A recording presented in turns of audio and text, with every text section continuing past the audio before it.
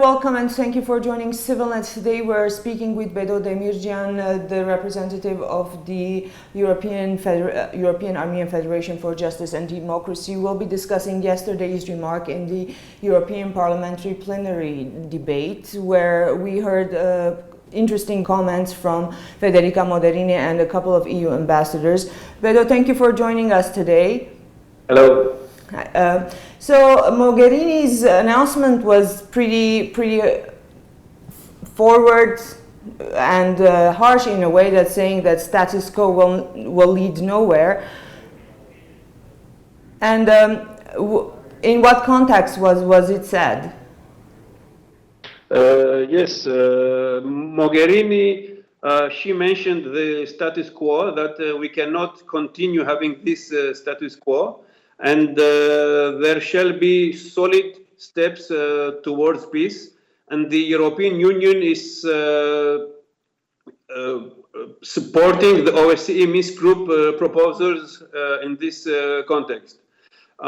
We shall, of course, mention that a couple of days ago, specifically on April 1st, Azerbaijan initiated an unprecedented attack against the Armenian positions along the Nagorno Karabakh border in the south and in the north, which lasted around 5 days, and these were the most fierce battles during the ceasefire, which was in place since 1994, when Azerbaijan, Nagorno Karabakh, and Armenia signed the agreement. Yes, Beto, in yesterday's discussion, I read that there was a call on Azerbaijan to agree to OSCE monitoring of who first broke the ceasefire on the Nagorno-Karabakh contact line. Meanwhile, on the 9th of April, we saw that the OSCE Minsk Group co-chairman went in Yerevan, and during a press conference, they said that monitoring, investigating who broke the ceasefire first, was not in their mandate. And yet, from yesterday's remarks, we see that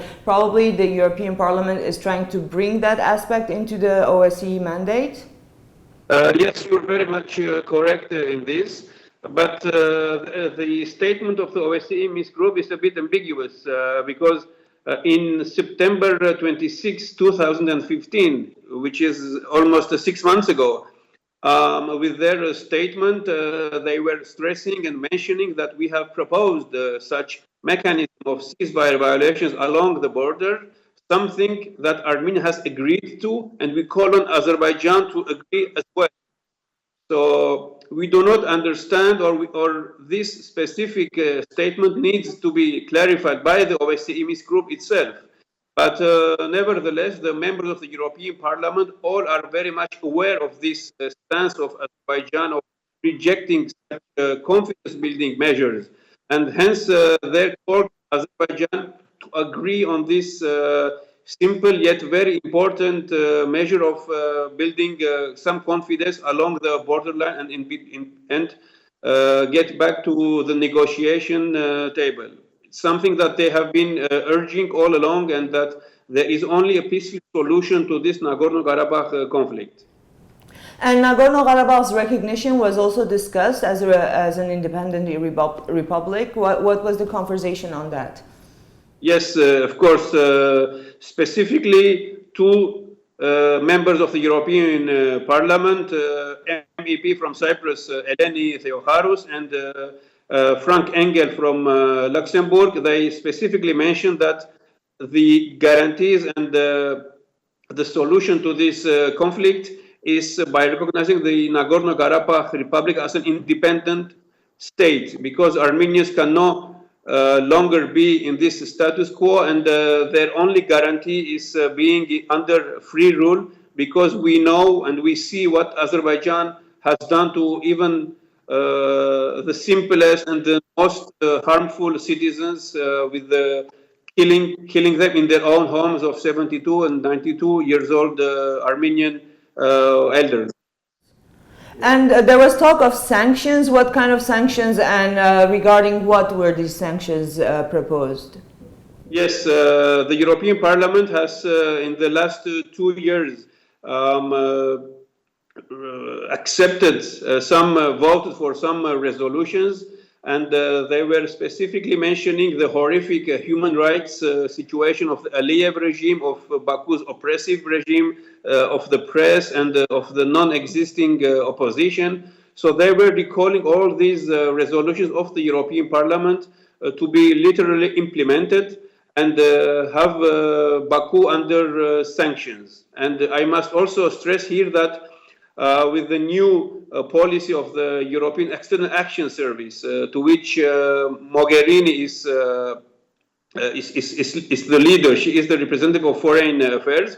There is a clause into the new memorandum, into the new resolutions, that the European Union shall consider its human rights and shall put forward the human rights aspect of its foreign policy.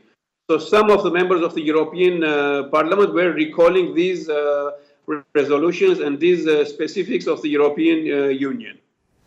And is there any more discussions in the agenda regarding Armenia, Turkey, Azerbaijan in the upcoming sessions today and tomorrow? Yes, yes, of course. As we speak now, there is the discussion going on regarding the EU-Turkey refugee deal, to which the members of the European Parliament are pretty critical. Even some mentioning that it's illegal, the deal, because we put too much power in the hands of Turkey, a country non-reliable and disrespecting human rights, freedom of press, and the minorities issues, of course. And tomorrow there will be another discussion on Turkey, which will be debating and voting on the 2015 yearly Turkey report, which of course has a strong Armenian interest. But you're based in Brussels, and there were reports of rallies in Brussels organized by Armenians and organized by Azeris. And there, I read a report that the Belgian government had to impose some security around the Azerbaijani rally. What's the situation there? What happened?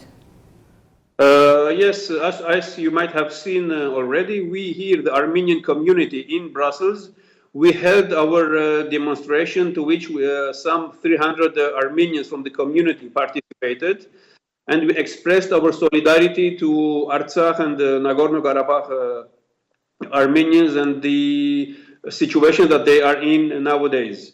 Yesterday, we also had an event, a community-wide event. All Armenian organizations of Belgium participated to it. They expressed their solidarity once again and discussed other measures that could be helpful towards Artsakh, Nagorno Karabakh. The security measures that you are referring to was about 50, 60 Azerbaijanis. They had gathered against in front of the Armenian embassy in Brussels, and approximately 20 to 25 Armenians went in front of the Armenian embassy doors as a counter protest, to which the police of Brussels objected to, asked the Armenians to be dismissed, which they entered in the Armenian embassy. So that was it. Okay, thank you, Beto, very much. We'll let you get back to the EU sessions, and thank you to the viewers.